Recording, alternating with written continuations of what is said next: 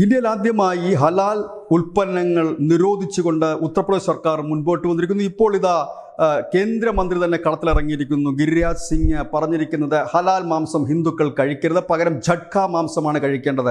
കാരണം ഒറ്റ വെട്ടിന് തന്നെ അറക്കുന്ന മാംസമാണ് ഹിന്ദുക്കൾ കഴിക്കേണ്ടത്. ഹിന്ദുക്കളുടെ പാരമ്പര്യവും അതുതന്നെയാണ്.